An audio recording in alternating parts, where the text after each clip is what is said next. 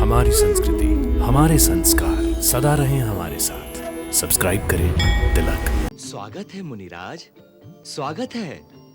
विराजिए, आसन ग्रहण कीजिए। नारायण नारायण। दीनानाथ, हम तो आपके भक्त हैं।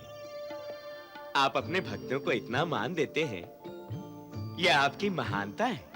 हम अपने भक्तों को मान नहीं देते, हम तो उनके दास हैं। कहिए, क्या आज्ञा है? आज्ञा नहीं प्रभु, एक प्रार्थना करनी। प्रार्थना? हाँ प्रभु। कहिए, क्या चाहिए आपको? मुझे तो कुछ नहीं चाहिए प्रभु, मैं तो केवल माता लक्ष्मी के लिए प्रार्थना करना चाहता हूँ। लक्ष्मी के लिए? उनके लिए क्या कहना चाहते हैं? प्रभु, आप तो जानते ही हैं कि माता लक्ष्मी ने आपकी सेवा के लिए ही धरती पर रुक्मणी के रूप में अवतार लिया है। हाँ, ये मैं जानता हूँ, अच्छी तरह से जानता हूँ नारद जी। तब तो आप ये भी जानते होंगे कि इन दिनों वे बहुत चिंतित हैं। चिंतित? क्यों? क्या बात है? आप सर्वज्ञ होते हुए भी इतने भोले क्यों बनते हैं नाथ? देखिए, उन्हें धरती पर अवतार लिए इतने वर्ष हो गए, परंतु अभी तक आपके दर्शन नहीं हुए। फिर जब उन्होंने सुना कि उनके पिता उनका स्वयंवर करना चाहते हैं, तो उन्हें पूरी आशा थी कि अब मिलन का समय आ गया है, क्योंकि आप तो स्वयंवर में आएंगे ही और वे भरी सभा में आपका वरण कर लेंगे। परंतु क्या? परंतु अब उनके पिता विदर्भ नरेश महाराज भीष्मक ने निश्चय किया है कि स्वयंवर नहीं होगा। वास्तव में यह निश्चय उन्होंने अपने बड़े पुत्र राजकुमार रुक्मी के डर से किया है। परंतु राजकुमार रुक्मी अपनी बहन का स्वयंवर क्यों नहीं करना चाहता?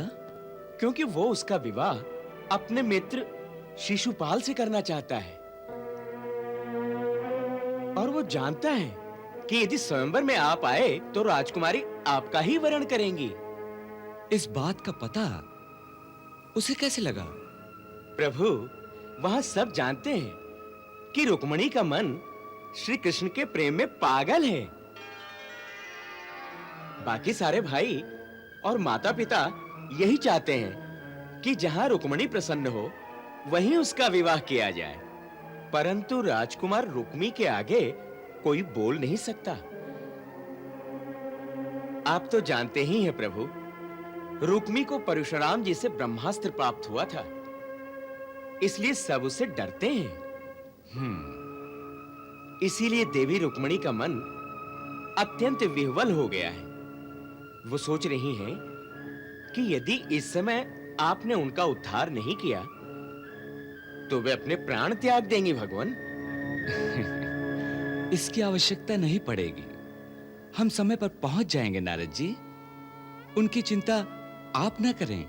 भगवान, भक्त तो भावुक होता है ना, इसीलिए मूर्ख होता है, इसीलिए उसे अपने आराध्य की बड़ी चिंता लगी रहती है। मुझे बार-बार इसी बात की चिंता है कि आपके रामावतार के समय जब माता लक्ष्मी सीता रूप में आई थी, तो उस जन्म में पूरे जीवन में माता ने दुख ही दुख सहे थे।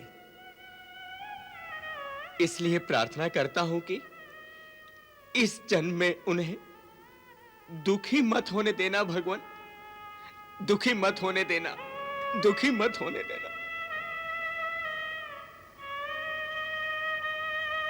नारद जी, आपको केवल सीता माता का ही दुख ध्यान में आया, पर आपने ये नहीं सोचा कि हमने भी उस जन्म में कोई सुख नहीं पाया। हम तो उनसे भी अधिक दुखी रहे।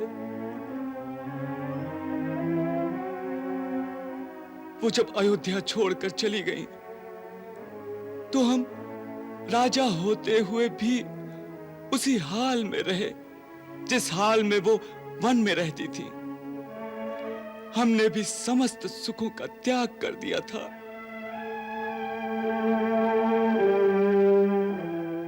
संसारी लोग इस रहस्य को न जानते हो, परंतु आप तो भली भांति जानते हैं।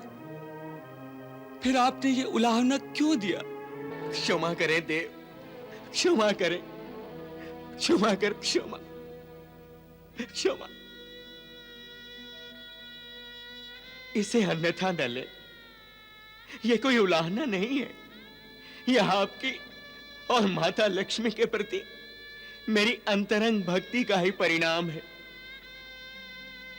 देवी रुक्मिणी की दशा मुझसे देखी नहीं गई, इसलिए उनकी पीड़ा कहने चला आया हूं। आप उनका शीघ्र उद्धार करें, मेरी आपसे बस इतनी सी प्रार्थना है भगवान, इतनी सी प्रार्थना। आप निश्चिंत रहें महामुनि, सब ठीक हो जाएगा, सब ठीक हो जाएगा। मुझे केवल इतना ही कहना है कि देरी न करें, अन्यथा वहां अनर्थ हो जाएगा। इन दिनों माता रुक्मिणी का चित्त बहुत विह्वल हो गया है, इसलिए आजकल वो दिन दिन भर दुर्गा भवानी के सामने बैठी पूजा करती रहती हैं।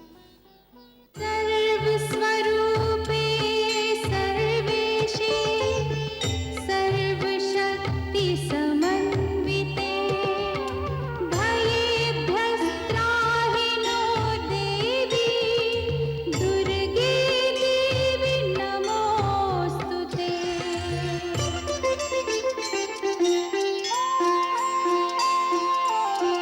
गौरी गौरांगी मैया शिव की अर्धांगी